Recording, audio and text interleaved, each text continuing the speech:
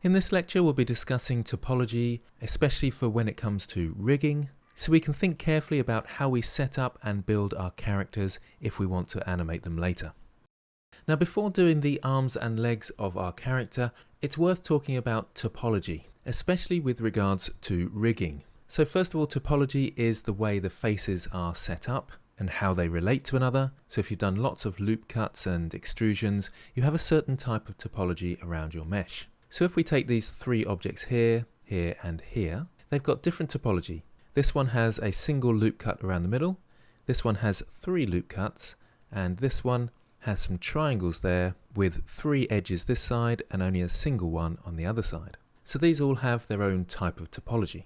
Rigging is where we add our mesh or our objects to bones, the bones you can see here. And each of these is called an armature, and each of these armatures have two bones within them. When we're rigging objects and characters, we attach our objects to the bones.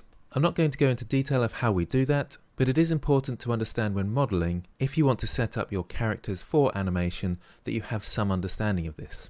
If I go into what's called pose mode with these bones here, so we can come up to here and press pose mode, that changes the color of my selected object to blue, and I can press R to rotate around the x-axis going along there, and it rotates that, moving my object with it.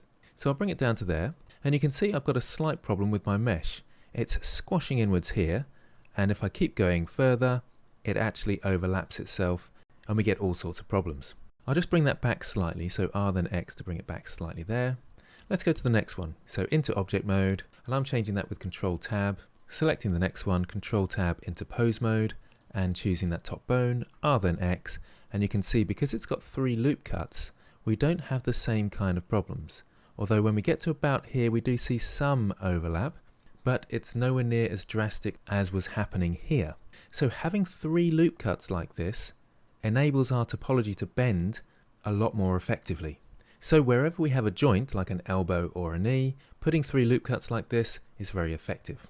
Now I've chosen to put in a last one here, so Control Tab to go into object mode, select this end armature here, into pose mode with Control Tab, and select that bone and press Control R and bend it round here. Because this is kind of in between the two in some way, it's really good because we haven't got any pinching at all, so our mesh will only pinch when it gets right down to somewhere like here.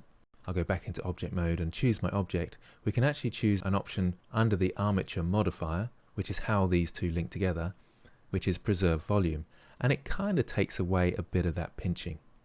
We can do the same with this one as well, preserve volume, and it helps with that pinching a bit, whereas this one, it struggles a bit and doesn't do much except extend it out here.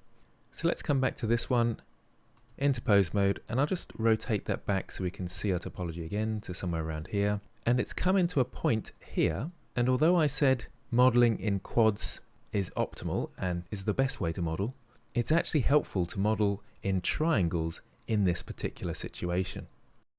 Now this is very true for low poly work where we have hardly any faces. The more faces you have, the better these deformations are, and the less pinching you'll get. So for low poly work, this is actually optimal, and it actually reduces the poly count. Not that that makes too much difference these days, but it can make a difference for virtual reality and mobile games. But it also stops that mesh overlap that you can see in here. However, for beginners, I always suggest doing this one here. So let's go into object mode, select this armature, and just rotate that back slightly, because you get a very good deformation with not much pinching, and it's nice and simple because you're just doing three loop cuts. So that's what we'll be working on, but just be aware there are other ways, and sometimes more optimal ways of doing these things, depending on the situation. So when we come to do any joints, we'll be doing three loop cuts like you can see here. So that concludes this lecture. I'll see you in the next one.